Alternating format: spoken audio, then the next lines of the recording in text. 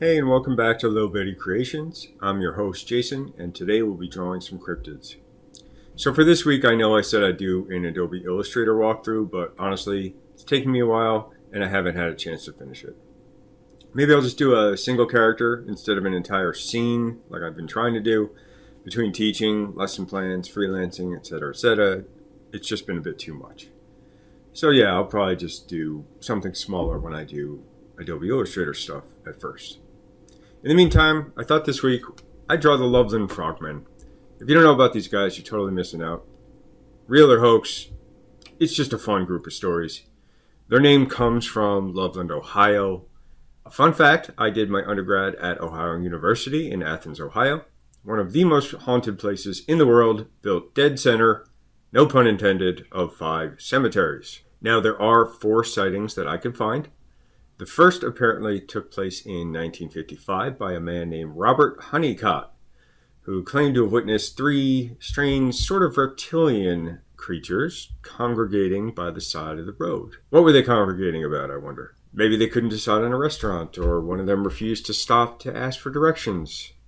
I'm not sure we'll ever actually know. Supposedly Honeycutt observed them for approximately 3 minutes. In his telling of it, Honeycutt said they had webbed hands and feet, gray, leathery skin, and giant, wrinkly, frog-like heads, which just sounds really revolting. Of course, looking at my designs, I've taken some liberties. They're much more traditionally frog-like, and of course, I draw little bitty cute things, so I went that direction. Honeycutt also said that by the end of his encounter, one of the beings held a wand over its head, and sparks began to fly out. Naturally, he took off. I kind of took that idea that they were holding a magic wand and ran with it. It made me think they were, sort of hedge mages who weren't particularly good at magic. I also figured, hey, let's make them triplets who really don't get along. I always like a little bit of conflict with my characters, even something as common as sibling rivalry. It makes for more fun storytelling and gags. And as I mentioned before, I think the ones Honeycutt observed were arguing over something. It's just a gut feeling. I do recall, I believe, on the Cryptonaut podcast, which is also one of my 2 favorite podcasts, along with Monsters Among Us. Definitely check those out. That there's no proof Honeycutt even existed, but really, what fun is that? I'd like to think he was real, and he actually saw something he couldn't explain. And in this day and age, I think we all need a little magic. I'll get into the other sightings in a future video, but for now, let's just talk about the drawing itself.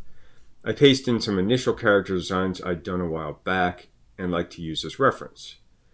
I haven't designed the third one yet, other than what you see in the final illustration, but it's not really a big deal since we only see him in human form. It may and probably will change. I do that a lot. It's been a while since I've drawn any kind of swamp, but I decided it needs to have gnarled and twisted trees. I mean, swamps are naturally creepy. I don't know if weeping willows exist in swamps, but that's kind of what I went with. And frankly, I don't know if they're actually accurate the way that I drew them, but so long as they look scary, right? I lay in a rough with the rule of thirds to make things look more visually interesting. I decided to name the front 2 frogmen Lyle and Lois. I'm debating the name for the third one. I'm thinking Larry. What do you guys think? All right. I try to play up the poses to make it very clear how Lyle is very angry at his sister. And this is where line of action is so important to really just push the pose. I always tell my students to push their poses. Getting them to actually listen to me, that's another story altogether. Once I'm happy with the sketch, I start using my inks, using my handy dandy sketchy inker that I found in Clip Studio and altered to my liking. And now that I'm thinking about it, maybe I'll use one of my different inkers or pencils for one of my next videos, unless I finally finish the Illustrator video I've been working on, in which case it'll be the video after that. I always like to make things thicker the closer they get to us. To be fair, most cartoonists I know do that. As I've mentioned numerous times, I prefer uneven, rough-looking inks because it leaves some life in the finished project. That perfect line work just doesn't, at least not for my work. If you look at something like Jeff Smith's Bone, that's a different story altogether. He's amazing. Instead of another motivational poster, I ended up going with another one-panel gag. There's a great fun challenge in telling a whole story in one panel. Gary Larson of The Far Side, he was the master of this. And I really miss that comic. And I think I mentioned this before, but Non Sequitur by Wiley is hysterical. I think it's still in print, not really positive. And I'm open to suggestions for new comic strips because I'm totally out of the loop these days. There's just so much noise to get through, right? Once I'm satisfied with the inks, I add in a word balloon and I don't really know what you call them, but we'll call it the gag title up top. I started off using Clip Studio's own comic book font, but decided it wasn't working for me. Unfortunately, it took me forever to choose, and I realized I should have just used one of the websites that helps you pick fonts like Font Pair.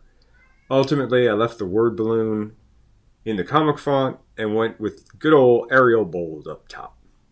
Well, thanks to those of you who have stuck with me thus far, and if you like what you heard and saw, please click that like and subscribe button and share with your friends. Meanwhile, if you're curious what tools I use, as usual, I've left my affiliate links below. See you next week and stay cryptic.